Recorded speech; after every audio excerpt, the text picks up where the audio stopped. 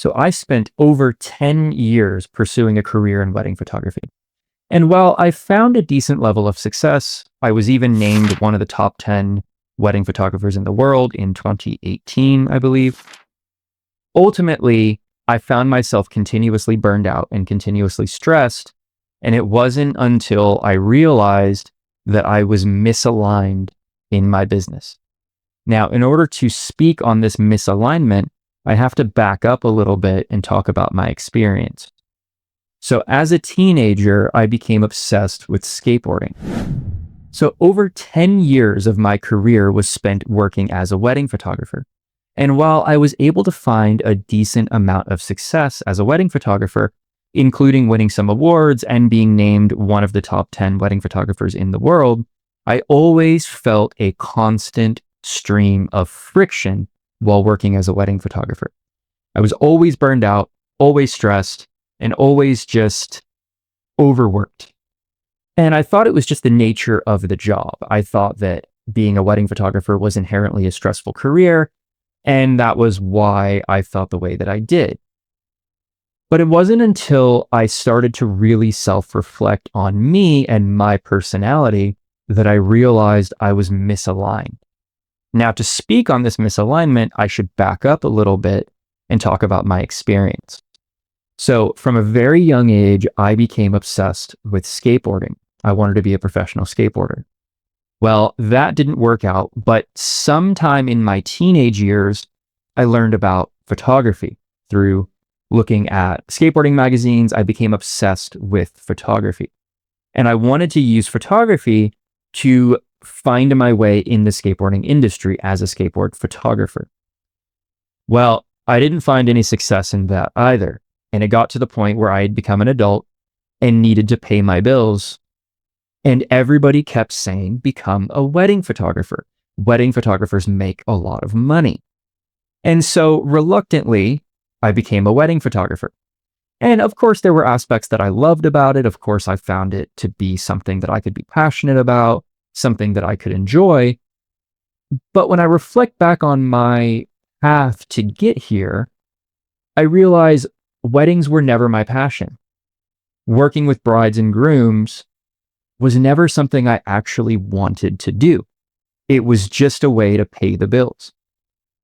And so I started to wonder, why am I burned out all the time? Why am I feeling so exhausted? Why am I so unhappy? Like, here I am making $250,000 a year as a wedding photographer. I'm traveling the world. I'm shooting destination weddings everywhere. I'm getting featured in Vogue and Over the Moon and everywhere else, but I'm not happy.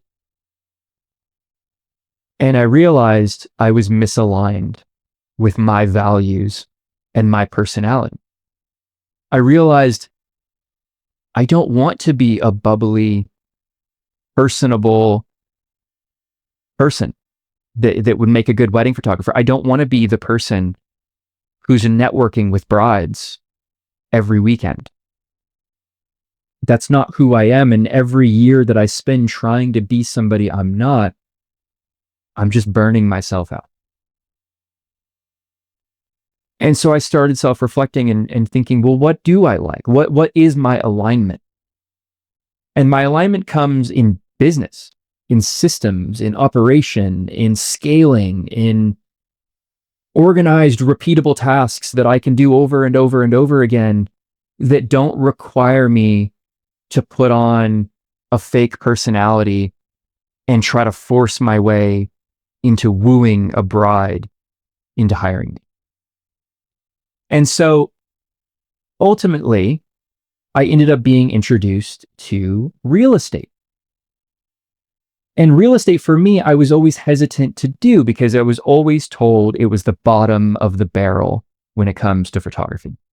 That wedding photography and fashion photography were at the top, and real estate photography was at the very, very bottom.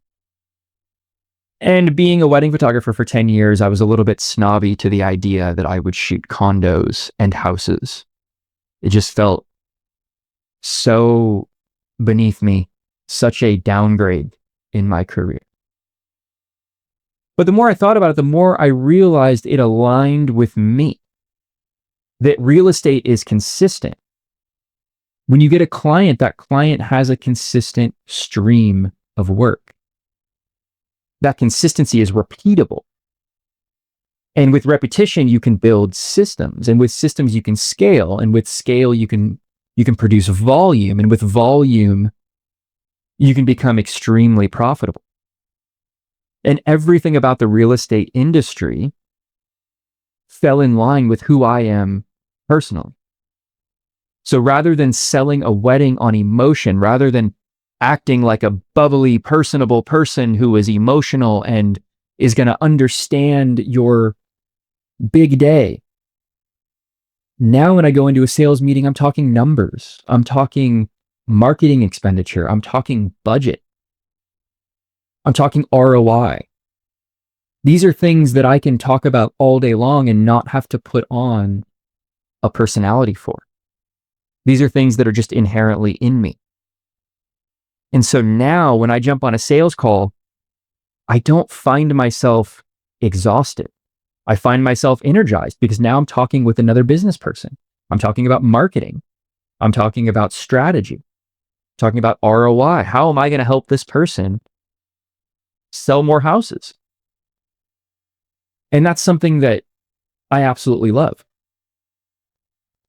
And so when I started to work within my alignment, everything started to fall in place much easier. So once I became aligned with my personality and who I am, everything started to fall in place and become much easier. Rather than thinking about how I was going to personalize and customize everything for every client, I started thinking about systems. How do I automate? How do I systematize? How do I scale? How do I produce at volume? How do I price in a way that is universal? Basically, how do I make a system that is repeatable and can be repeated hundreds or thousands or tens of thousands of times at scale? And so little by little, I started to break down every element of what would make a successful business. From lead generation, how do I systematize lead generation? How do I generate leads on a consistent basis? How do I target the exact people that I want to target? How do I automate the booking process? How do I automate the scheduling process? How do I automate content delivery? How can I outsource my editing so that I don't have to have that extra responsibility on my plate? Little by little, I started eliminating my responsibilities within the company and delegating them out to either software, AI, or virtual assistants. And because of the scalability nature of it, it became really easy to do that. Now, that's in comparison to weddings where everything is so personalized. It is so difficult and it's so subjective as to what is good and what isn't good, that when you start to outsource and delegate your responsibilities, you almost immediately face issues. But with real estate, everything became systematic. And with systems came scalability, and with scalability comes volume, and with volume comes $40,000 a month. So the lesson that I learned throughout this process was that I shouldn't have been forcing myself to be a business owner in a way that wasn't in alignment. Looking back now, it makes sense why I was so stressed out all the time. It makes sense why I was perpetually burned out. And it made sense why I was always creatively drained. I was fighting against myself every step of the way. And so the lesson that I would impart on others is do some self-reflection and understand where your alignment is. If you by nature are a bubbly, personable, outgoing social butterfly, then weddings may be the place for you. But if you are a little bit more reserved and introverted and more systems oriented, I would think about other genres of photography or other niches of photography or videography that are more in alignment with who you are so that you can bring your strengths to the table rather than trying to fight through your weaknesses. So I challenge you, reflect on yourself, reflect on your business, and ask yourself if you are in alignment. Now, if you found this video helpful, make sure to subscribe because I will be releasing these on a weekly basis, as well as check out my roadmap to $100,000. This is the roadmap that I used to make my first $100,000 as a content media creator, and I want to share that with you. And with that, I challenge you to do some self-reflecting of your own and ask yourself, are you in alignment and are you fulfilling what it is that will work best for you?